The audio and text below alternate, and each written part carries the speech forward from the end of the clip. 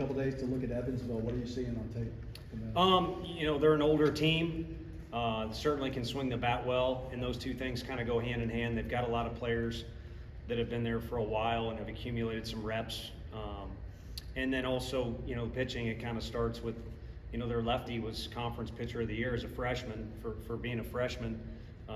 And they've leaned on their closer who's got a real good breaking ball a lot. So there's a lot of pieces there. Center fielder can run down a ball as good as anybody. There's a lot of pieces there that are similar to the good teams in our league.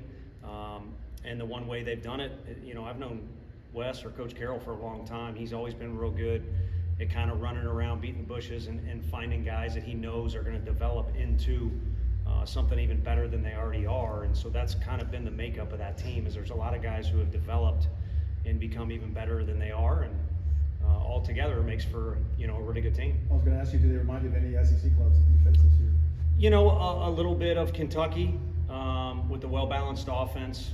They play with a real fun style. I think that's kind of one thing that gets lost in the mix. These game times, ESPN is, I assume, the one that has to juggle. There's only so many slots, and you got Caglione, and you got these guys. So where are you going to put everybody? But I think the one thing in my conversations yesterday I kept reminding people is their style of play is fun. They're very confident. They get after it and play hard. So on top of the talent that's there, they got a style of play too that makes them maybe the sum better than the parts. And I think that's something that was entertaining for the folks that were out east watching their regional, which was highly competitive.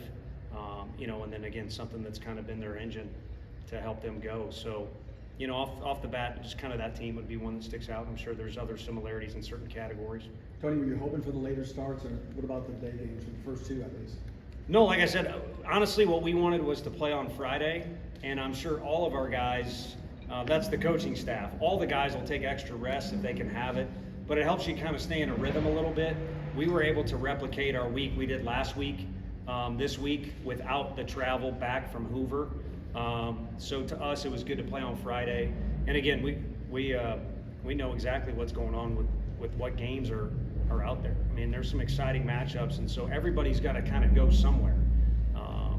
So I think seeding's kind of maybe plays into it at times, but that's overrated. I mean, if you're still playing, you've got the talent, but you've also got the locker room thing going on. So you've got a good group, and the seeding does matter in a regional.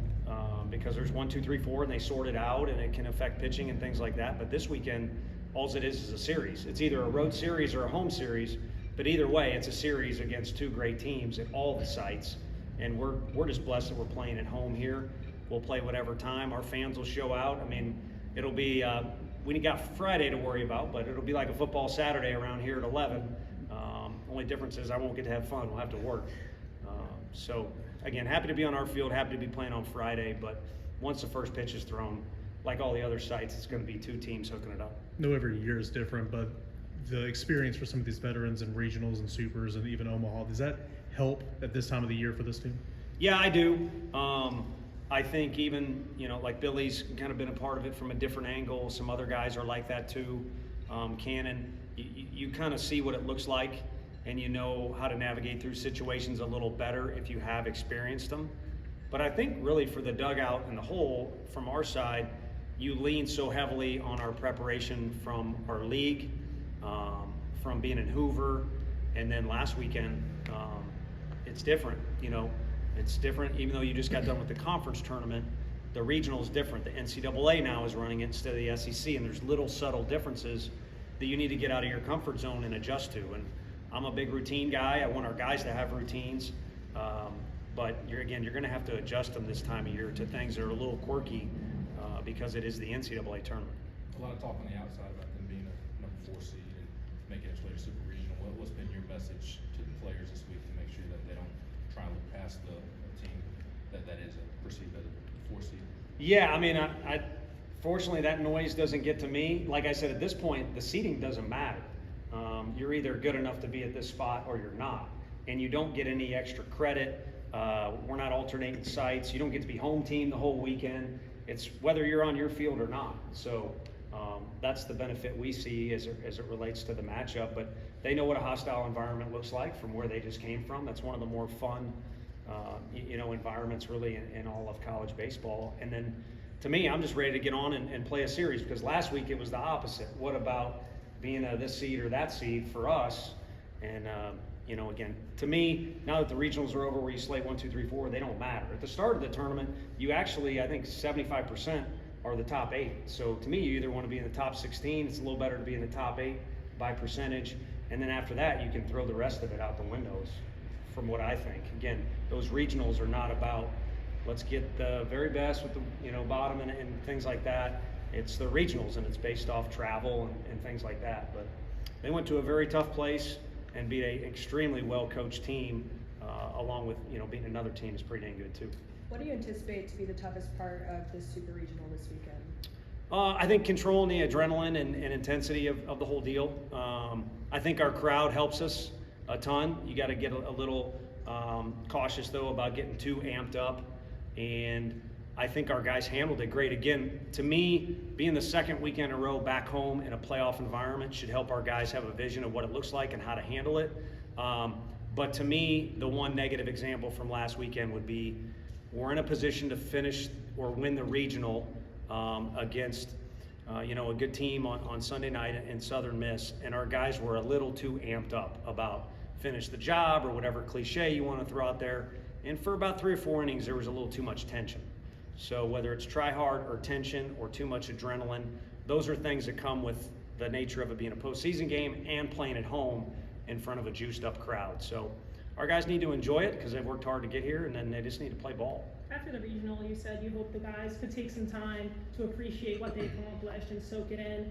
For you, when you first got here, you talked about how there were no fans in the stands. Can you take a step back and appreciate how far this program has come?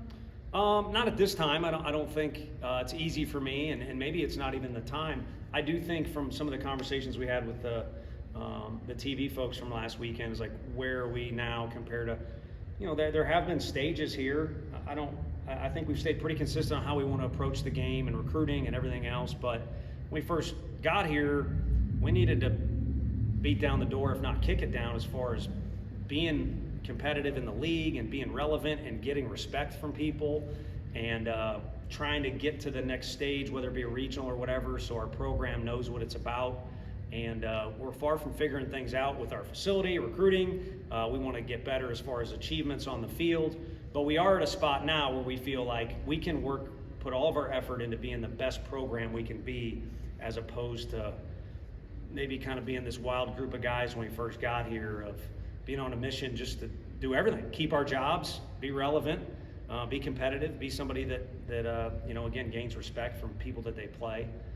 So things have changed a little bit. Do you have an update on AJ? Has he been able to get evaluated like you mentioned? Yeah, nothing specific as far as what the next step will be for him, but he'll be unavailable. So it's kind of Coach Russell or Coach AJ for now, kind of as Billy did for a couple weeks there. And I don't mean make light of health or anything like that. I mean, he's still involved in practice and things like that right now, but he's kind of assumed a role in the dugout where he takes on some other duties. And to me, I enjoyed being around him. So for now, that's his task, and we'll see where we get, but more than likely would be shut down for the year. What are some of those duties he's been handling? Chart stuff, and then just communicate, answering questions we have. One more guy you can run stuff through, or go to this end of the dugout and get this guy ready, or with our locker room being right there, sometimes our guys disappear and you're looking for a guy to pinch hit or send down to the bullpen or something like that. So it can be as simple as having a guy help you in that situation. So. What's impressed you about their freshman lefty this year and their pair of older outfielders that kind of sparked things for them? Yeah, I mean, Schallenberger has always been good, and now again he's got so many repetitions that he could make argument for most valuable player in their offense. But like we talked about Indiana in specific last weekend, that offense is kind of 1 through 9, and then even Southern Miss, 7, 8, 9 kind of give us big time headaches in that game. So again, you get to this point, it's not blowing smoke, it's a fact, that everybody in the lineup is capable of doing damage, but he kind of leads the way.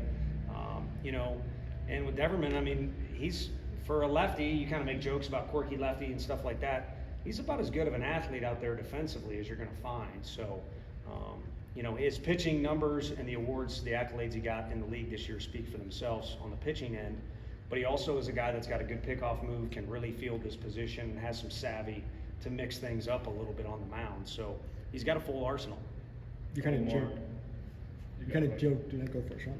Between Binky, Lloyd, and Phillips, it feels like all those guys have earned y'all's trust a little bit. Do you feel like there's certain roles that you would have all three cemented in, that you'd want to go to each one in a certain spot? Now that we've kind of shrunk down, the one difference between this and Hoover is you have a vision of where you're at. It's, similar to a conference series, or, we played those 3 non-conference series where it's a maximum of 3 games. It's a race to get to 2 wins. So it does kind of change the way you play out each game. So with how those guys have been throwing, I think it just kind of puts them in a group where we trust them, and also there's no excuses from our end or their end. They've been in a low rhythm where they've been pitching. And again, to throw in Hoover is one thing, but to throw last week is another. So I'd be foolish or remiss to say the pitching worked out perfect last week, but it was nice to not overextend anyone really, and also get everybody out there and kind of stay in a little bit of a rhythm. And I thought the way those guys had the ball, obviously Benke was outstanding, but the way those guys after him, Loy and Phillips, had the ball coming out of their hand was more of a positive than anything. I know you kind of joked about Billy's walk-up song and players clapping along the other night. Have you ever had a player with a walk-up song that seems to affect a stadium in the same way that Billy's does? Yeah, it was a much smaller crowd, but at Missouri we had Zane Taylor. I think it was the theme to Boondock Saints, which I don't think our guys watch movies anymore, and they certainly probably, that one's old. But that was a fun one. And it was a fun walkout song for him. And then, we have faced, guys like Mershon, who's a phenomenal athlete at Mississippi State, and a couple of the ones this weekend, the guys are humming in the locker room because it's a song they hadn't heard in a while or ever. And so, yeah, everyone in the lineup, teams we play, there's usually 1 or 2 in there that are pretty catchy. But I like Billy's when it's in our stadium, but it's hard not to say in Blades of Glory, if that's the movie. You know what I'm talking about? Mm-hmm. Okay. That scene might be just as good as a Billy at bat. I guess it depends what mood you're in. What's the added challenge or pressure on the defense when you're going up against a team that's got 5 or 6 guys with an OP of greater than 400? I think it's about attacking the strike zone at all times, and both staffs are going to try and do that. And then, with that comes knowing that the other team can do damage. So how confident and convicted can you stay at what you're trying to do as a particular pitcher? Because we've gotten to the point this year, like I said, we're not going to run you out there unless we trust you. But each of our pitchers are different, so they need to be convicted in who they are and just present the best version of themselves, with the understanding it's not always going to go perfect. You're not going to get every call. A slow roller might find a hole, whatever it might be. So the fact that they're more talented than the average team is something that's kind of out of our control, and I would like to hope that our pitchers see it out of their control too, and again are convicted to approach things that presents the best version of themselves. Do you wish you had a better walk-up song, or do you still like the one you chose? I wish I could hit better when I played, but I did like the one that I had, and there's a little more backstory to it, but no, I like that. I think it's fun that the NCAA decided to flip the script a little bit, because they used to not allow scripted music for any team, and now it makes it more enjoyable. And I think this thing has blown up into something. When I was little watching games in Omaha, I didn't think it would get to this level where there's so many superstar players to talk about, like some of the guys you asked about from Evansville and mentioned Cags, and the music and the crowds. This is a massive deal, and I'm envious of the people that get to be fans in the stadium this weekend. But next best thing will be standing there trying to get some wins. What was your song? Danzig, Mother. Okay. Yeah, you probably don't know what Yeah, I that don't is. know. Yeah, again, a little bit of a backstory, but also criteria for me was pick something unique, and for the most part, that's unique. Nice. Thanks, Coach. Thanks, everybody.